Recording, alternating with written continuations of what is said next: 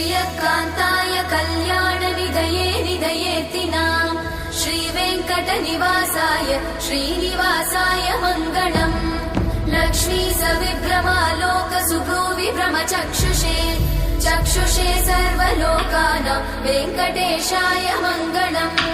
श्रीवेङ्कटाद्रिशृङ्गाग्रमङ्गलाभरणाङ्गये मङ्गलानां निवासाय श्रीनिवासाय मङ्गलम्